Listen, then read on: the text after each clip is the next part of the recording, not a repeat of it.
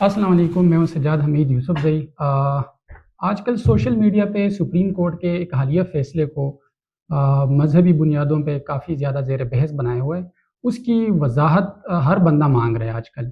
تو اسی کی وضاحت مطلوب ہے۔ میں اس کی وضاحت کرنا چاہوں گا کہ چیف جسٹس آف پاکستان قاضی فائز عیسیٰ صاحب نے اس ججمنٹ کے اندر آیا کیا فیصلہ کیا ہوا ہے، کیا واقعی وہ مذہبی حوالے سے قابل اعتراض ہے اور قانونی حوالے سے یا نہیں ہے، یا غلط خبریں پھیلائی جا رہی ہیں۔ اس کیس کے حقائق مختصراً یہ ہے کہ ایک شخص جس پہ یہ الزام تھا کہ اس نے قرآن پاک کی ایک ممنوع کاپی ڈسیمینیٹ کرنے کی کوشش کی ہے، لوگوں میں تقسیم کرنے کی، جو کہ قانوناً ممنوع ہے، اور یہ الزام اس پہ لگایا گیا 2019 میں کہ 2019 میں اس نے ایسا کیا ہوا ہے، لیکن ایف آئی آر اس پہ کٹی 2022 میں، یعنی 3 سال کے ڈیلے کے بعد۔ جو فوجداری قانون ہے اس کا اصول یہ ہے کہ ایف آئی آر کے اندر اگر 1 گھنٹے کا بھی ڈیلے ہو یا 2 گھنٹے کا تو اس سے پورا کیس خراب ہو جاتا ہے اور ضمانت مل جاتی ہے، باقاعدہ اس پہ لوگ بھی بری ہو سکتے ہیں اگر ڈیلے بہت زیادہ ہو۔ لیکن اس میں تو 3 سال کا ڈیلے تھا۔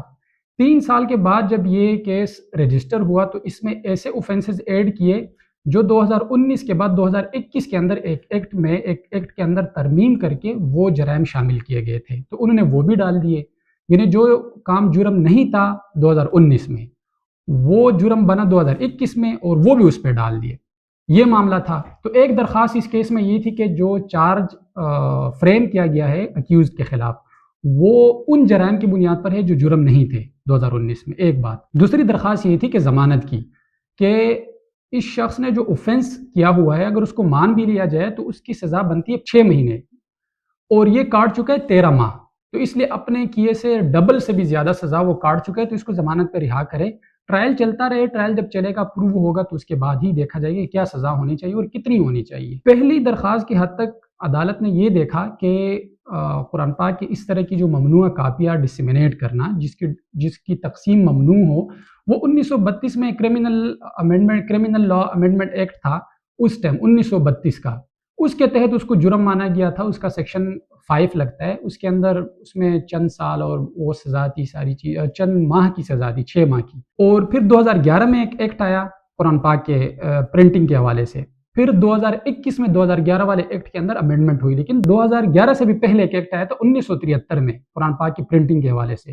2011 کے اندر پنجاب کے حد تک جو ایکٹ آیا اس نے پہلے والا 1973 میں جو نیا ایکٹ آیا تھا قرآن پاک کی پرنٹنگ کے حوالے سے کہ کوئی غلط پرنٹنگ نہ ہو قرآن پاک کے کسی نسخے کی، وہ ریپیل کر دیا تھا۔ لیکن 1932 کا جو ایکٹ ہے اس کا سیکشن 5 اب تک ریپیل نہیں ہوا، وہ ہے کہ ایک ہی جرم پہ 2 قسم کے قوانین موجود ہے۔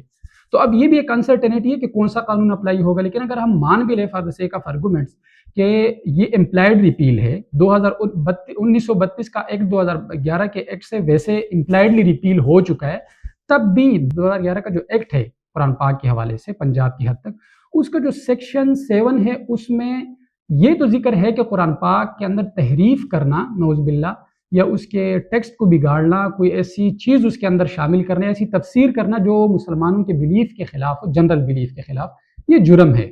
اس کے اندر سیکشن 9 ہے اسی ایکٹ میں، جس کے اندر اس ٹائم سزا تھی 3 سال، اب وہ 7 سال یا اس سے زیادہ ہو گئی ہے تقریباً۔ تب یہ چیز تو جرم تھی، لیکن یہ چیز جرم نہیں تھی کہ قرآن پاک کی کوئی ممنوع کاپی جو ہے نا وہ ڈسیمینیٹ کرنا، ڈسٹریبیوٹ کرنا لوگوں کے درمیان۔ یہ جرم بنا 2021 کے اندر۔ اب یہ غلط فہمی لوگوں کو ہو رہی ہے، بلکہ کچھ وکلا بھی یہ بتا رہے ویڈیوز کے اندر کہ نہیں 2011 میں بھی یہ جرم تھا، تو اس لیے اگر 2019 میں یہ ایف آئی آر کے اندر الیج کیا جا رہا ہے کہ فلاں نے یہ جرم کمٹ کیا تو 2011 کے ایکٹ کے تحت وہ جرم بنتا تھا، یہ ڈیلیٹ نہیں ہونا چاہیے تھا۔ اب اگر اس کو پڑھیں تو اس کے اندر واقعی اس سیکشن کے اندر ڈسیمینیشن جرم نہیں تھا، اس کے اندر ڈسٹورشن، یہ جو ٹیکسٹ ہے قرآن پاک کے اندر، اس کے اندر تحریف کرنا جرم تھا۔ تو گویا کہ یہ بھی ایک مس انڈرسٹینڈنگ پھیلائی جا رہی ہے اس ججمنٹ کے حوالے سے، یہ جرم نہیں تھا۔ اب آرٹیکل 12 جو ہے آئین کا وہ بہت واضح ہے، وہ یہ کہتا ہے کہ جو بھی عمل یا جو بھی فعل کسی بھی وقت اگر سرزد کیا جائے کوئی بھی بندہ، بھلے وہ بعد میں جرم بنے، تو وہ اس کو جرم تصور نہیں کیا جائے گا کیونکہ وہ اس سے پہلے ہوا ہے۔ اب اس ایکٹ یا قانون کے آنے کے بعد اگر کوئی وہ کام کرتا ہے تب وہ جرم تصور ہو سکتا ہے، ادروائز نہیں۔ ایک تو یہ چیز جو ہے نا واضح کرنے کی ضرورت ہے اور سمجھنے کی ضرورت ہے کہ 2011 میں یہ جرم نہیں تھا، 2021 میں جرم بنا ہے، اور ایف آئی آر جو ہے نا 2019 کے واقعے پہ ہوئی ہے، تو اس لیے یہ جرم تھا نہیں، تو اس کو ڈیلیٹ کرنا بنتا تھا، یہ جرم نہیں بنتا تھا۔ اب جو 1932 کا ایکٹ ہے اس کے تحت یہ جرم بنتا ہے. اس میں 6 ماہ کی سزا ہے اور یہ آلریڈی 13 ماہ کاٹ چکا ہے، یعنی اپنے کیے سے ڈبل سزا سے بھی 1 مہینہ زیادہ سزا وہ کاٹ چکا ہے. تو اس لیے معزز جج نے کہا کہ یہ تو اپنی سزا بھی کاٹ چکا ہے، اس کو اب ضمانت پہ رہا کرتے ہیں، ٹرائل چلتا رہے. اگر ایز سچ کوئی انکلینیشن قاضی صاحب کی یا چیف جسٹس صاحب کی ہوتی کسی ایسے سیکٹ کی طرف، اور ان کی کوئی بدنیتی ہوتی فیصلہ دینے میں، وہ میلافائڈلی کوئی فیصلہ دیتے، تو وہ یہ کیس مکمل ختم کر دیتے، پوری پروسیڈنگ پیش کرتے، ختم کر دیتے، یہ ٹرائل کورٹ کو نہ بھیجتے. انہوں نے ایسا نہیں کہ ضمانت دی اور ٹرائل کے لیے بھیج دے نیچے کورٹ. اب ٹرائل چلے گا، کیس اب بھی چلنا ہے. اگر پروو ہوتا ہے اس پہ جرم جو ہے نا آ سکتا ہے، جرم اس پہ جو ہے نا پروو ہو جائے گا تو اس کو سزا وہ سنائے گی عدالت، بھلے 5 ماہ ہو، 6 ماہ ہو، 3 ماہ ہو، لیکن اس کو سزا سنائے گی. یہ چیز جو ہے نا ہمیں سمجھنے کی ضرورت ہے. دوسرا یہ کہ جہاں تک یہ بات بہت شد و مت کے ساتھ کی جا رہی ہے کہ سپریم کورٹ میں قاضی فائز عیسیٰ صاحب نے، چیف جسٹس آف پاکستان نے جو ہے نا فلاں جو ہے نا فرقے کو کھلی آزادی دے دی ہے کہ وہ مذہبی تبلیغ کر سکتے ہیں، ان کو مذہبی آزادی حاصل ہے اور ہر طرف اپنا مذہب پھیلا سکتے اور ہر جگہ جا کر وہ دعوت دے سکتے. ایس سچ اس ججمنٹ کے اندر کچھ بھی نہیں ہے.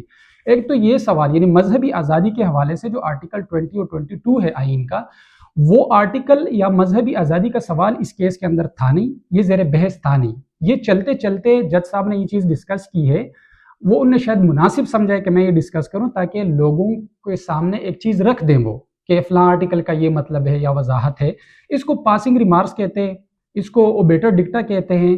یہ ججمنٹ میں تو ذکر ہوتی ہے، یہ چیزیں مینشن ہوتی ہے، لیکن یہ ججمنٹ کا لازمی حصہ نہیں ہوتی. لازمی حصے سے میری مراد ہے کہ اس کی بائنڈنگ حیثیت کوئی نہیں ہوتی. آپ بطور نظیر اس کو پیش نہیں کر سکتے. ججمنٹ کا وہ حصہ جو اصل سوال سے متعلق نہ ہو، بلکہ اصل سوال سے ہٹ کر اگر ججز نے کچھ چیزیں ڈسکس کی ہو تو وہ پاسنگ ریمارکس کے وہ اسٹے ڈیسائسز کے جو انگریڈینٹس ہیں ان کو وہ میٹ نہیں کرتا. تو اس وجہ سے اس کو ہم بطور نظیر پیش بھی نہیں کرتے، اس کی کوئی بائنڈنگ حیثیت بھی نہیں ہوتی. تو اس لیے جس چیز کی کوئی بائنڈنگ حیثیت ہی نہیں ہے، صرف ریمارکس ہے اور وہ بھی قابل اعتراض ریمارکس نہیں ہے، تو اس پہ تو کسی صورت جو ہے نا ہمیں کوئی طوفان نہیں برپا کرنا چاہیے. اس کو تو ہم ڈسکس ہی نہ کریں. یہ ڈسکس کرنا ہی یہ تو آپ بیل مجھے مارنے والی بات ہے کہ ہم دوسروں کی توجہ جس چیز کی طرف نہیں اس کی طرف کھینچ لیتے ہیں. اب ان نے کہیں پہ نہیں کہا کہ مذہبی آزادی ان کو حاصل ہے، لیکن اس چیز کو ہم ڈیبیٹ کا حصہ بنا رہے کہ فلاں جو قائدیانی لوگ ہیں ان کو مذہبی آزادی حاصل ہے، یہ سپریم کورٹ نے کہا ہے، حالانکہ اس نے کہا ہی نہیں ہے سپریم کورٹ نے. تو جب اس کو ہم خود موضوعی بحث بنائیں گے، پھر چیزیں مین سٹریم میڈیا پہ بھی آئیں گی، ہر طرف آئیں گی، پھر تو یہ موضوعی بحث بنے گا، پھر تو ہم ڈیفینسو پوزیشن پہ چلے جائیں گے، کیونکہ آئین کچھ چیزوں کے حوالے سے بہت چیزیں واضح ہے وہاں پہ. تو اس لیے ایک غیر ضروری بحث کریٹ کی گئی ہے، ایک غیر ضروری کنٹروورسی اس ججمنٹ کے حوالے سے کریٹ کی گئی ہے. اس ججمنٹ کے اندر جہاں تک مذہبی آزادی کی بات کی گئی ہے، قرآن پاک کی جو آیت ہے لا اکراہ فی الدین اور انا نحن نزلنا الذکر وانا لہ لحافظون، اس کا جو ذکر ہے اس ججمنٹ کے اندر اس کا کنٹیکسٹ بالکل جنرل ہے. وہ عام مسلمانوں کے لیے بھی انہوں نے ذکر کیا ہوا ہے چیف جسٹس صاحب نے کہ دیکھیں عام مسلمان کسی دوسرے کو جبرن کسی طرف نہیں موڑ سکتا کہ آپ یہ کام نہ کرے وہ کام کرے. عام مسلمان کو یہ اختیار نہیں ہے، بلکہ یہ اسٹیٹ کو اختیار ہے کہ اگر کوئی چیز غلط دیکھے تو پھر اسٹیٹ اس پہ ایکشن لے. یہ عام بندے کا کوئی وہ نہیں ہے. دوسری بات یہ کہ عام مسلمان کے لیے اس نے کچھ گائیڈنگ رولز منتخب کرنے کی کوشش کی ہے، کچھ انٹرپریٹیشن کرنے کی کوشش کی ہے کہ دیکھیں فلاں فلاں آرٹیکل کے اندر جو شریعت کے بالکل عین مطابق ہے اور یہ قرآنی آیات بھی ہے، تو اس پہ ہمیں عمل کرتے ہوئے اپنا جو رویہ ہے وہ ٹھیک کرنا چاہیے. یہ ایک واعظانہ قسم کی کچھ سٹیٹمنٹس ہے اس ججمنٹ کے اندر.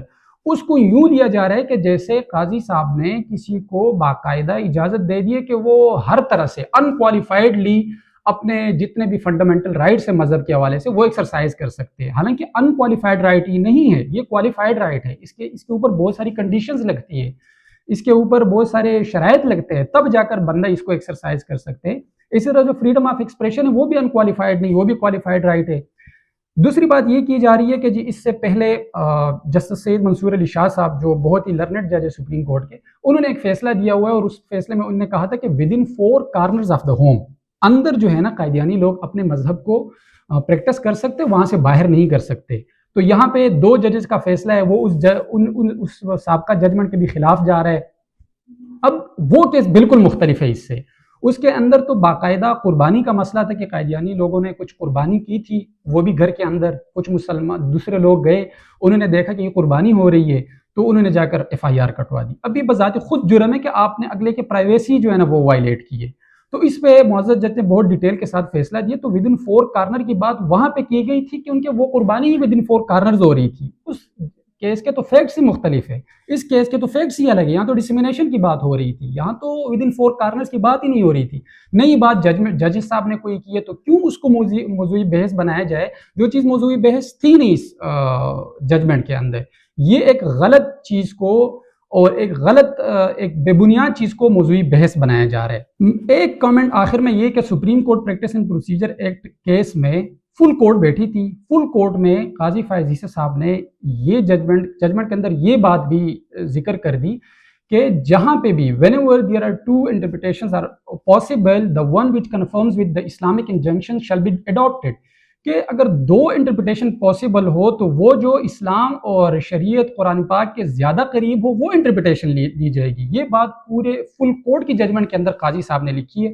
اب ایسے بندے پہ یہ الزام لگایا جا رہا ہے کہ جی انہوں نے نعوذ باللہ کوئی ایسا فیصلہ دیا جو قرآن کے خلاف ہے، جو اسلام کے خلاف ہے، جو اسلامک انجنکشنز کے خلاف ہے. ان کی تو اس سے پہلے بھی جتنی ججمنٹس ان کے اندر بھی قرآن اور حدیث کے بہت سارے حوالے موجود ہیں. وہ تو اس چیز پہ پہلے بھی زور دیتے رہے. اب اس چیز کو اس کے پیچھے پتہ نہیں کیا ریزنز ہے، پولیٹیکل ہے، جو بھی ریزنز ہے، لیکن ججمنٹ کے اندر کہیں پہ بھی نہ تو مذہبی آزادی کی جو ہے نا کھلی چھوڑ دی گئی ہے کسی کو بھی، نہ ہی کہیں پہ بھی کوئی قرآن و حدیث کی غلط انٹرپریٹیشن کی گئی ہے، نہ ہی کہیں پہ ایز سچ کوئی بائنڈنگ فیصلہ دیا گیا ہے جس سے کسی بھی فرقے کو، خصوصاً جو قادیانی ہے، ان کو کوئی مذہبی آزادی کی مکمل چھوٹ ملی ہے. ایز سچ اس ججمنٹ کے اندر کوئی نہیں ہے. میں پھر بتا دوں کہ جو ریمارکس ہیں بھی جن پہ کوئی اعتراض بنتا بھی نہیں، لیکن اگر بن بھی جائے وہ تو پاسنگ ریمارکس ہے، ان کی کوئی بائنڈنگ حیثیت نہیں ہے، اس کی کوئی التزامی حیثیت نہیں ہے. وہ چلتے چلتے جج صاحب نے ضمانت کے کیس میں اور چارج سے کچھ سیکشنز کو ڈیلیٹ کرنے کے کیس میں یہ چیزیں ڈسکس کی. دوسری بات ہے کہ جج صاحب نے دیکھا کہ دیکھیں 298C ہے اور ایک اور سیکشن بھی ہے 295B ہے آئی تھنک، یہ دو سیکشن بھی لگائے گئے تھے. انہوں نے دیکھا کہ جو کنٹینٹس ہے ایف آئی آر کے ساتھ میں جو ریکارڈ ہے، ساتھ میں چالان، سب چیزیں دیکھ کر انہوں نے کہا کہ یہ تو اوفینس ہی میڈ آؤٹ نہیں ہو رہا، کہیں سے بھی ثابت نہیں ہو رہا، پولیس ریکارڈ سے بھی ثابت نہیں ہو رہا کہ ایز سچ کوئی اوفینس کمٹ ہوا ہے، کہ انہوں نے خود کو کئی مسلمان ظاہر کیے یا ایز سچ. تو انہوں نے کہا کہ ان چیزوں کو بھی ہم ڈیلیٹ کرنا چاہتے ہیں کہ ان کے ایسا اوفینس کوئی بنتا ہی نہیں ہے. اب آخری بات کہ شریعت بھی ہمیں یہی کہتی ہے، اسلام بھی ہمیں یہی سکھاتا ہے اور قانون بھی ہمیں یہی سکھاتا ہے کہ ہم انصاف سے کام لیں. اور قرآن پاک کی تو بالکل واضح آیت ہے کہ کسی کی دشمنی تمہیں اس چیز پہ آمادہ نہ کر دے کہ تم ظلم کر بیٹھو اس کے ساتھ. اور کسی بھی شخص کے ساتھ کسی بھی حد تک جانے کے لیے اعتدال کے ساتھ ہمیں جانا چاہیے، ہمیں اعتدال سے باہر نہیں نکلنا چاہیے. جب قرآن ہمیں کہتے کہ کسی کی دشمنی تمہیں اس چیز پہ آمادہ نہ کرے کہ ہم کوئی زیادتی کر بیٹھے، تو اب جس شخص پہ 6 ماہ کی قید بنتی تھی وہ 6 ماہ وہ گزار چکا ہے، بلکہ 6 ماہ سے 7 ماہ مزید گزار چکا ہے. تو الٹا ہمیں یہ کرنا چاہیے کہ ہم دیکھیں کہ کہیں ہم تو زیادتی نہیں کر رہے اسلام کو بنیاد بنا کر. ہم سب کا عقیدہ ہے کہ حضور صلی اللہ علیہ وسلم ہمارے آخری نبی ہے، ان کے بعد کوئی نبی نہیں آنے والا، اس کے بغیر ہمارا ایمان مکمل نہیں ہوتا. لیکن اگر اس آڑ میں ہم کسی کے ساتھ زیادتی، ہمیں بالکل اس چیز پہ حساس ہونا چاہیے، اس چیز پہ ہمیں کوئی کمپرومائز نہیں کرنی چاہیے. لیکن اسی بنیاد پر اگر ہمیں یہ بھی دیکھنا چاہیے کہ قرآن پاک اگر ہمیں یہ درس دے رہا ہے کہ کسی کی دشمنی تمہیں اس چیز پہ آمادہ نہ کرے کہ ہم ان کے ساتھ ظلم کر بیٹھے، تو اس چیز پہ بھی ہمیں سوچ لینا چاہیے، ہمارے علماء کو اس چیز پہ بیٹھ کے، کہ کہیں ہم زیادتی تو نہیں کر رہے اسلام کے نام پہ، قرآن پاک کے نام پہ، کسی کو ہم ظلم کا نشانہ تو نہیں بنا رہے کہ ان کے قیامت کے دن ہم سے ہمارے اعمال کا قرآن اور حدیث کے مطابق پوچھا جائے گا. تو اسی کے ساتھ اجازت دے. اللہ حافظ.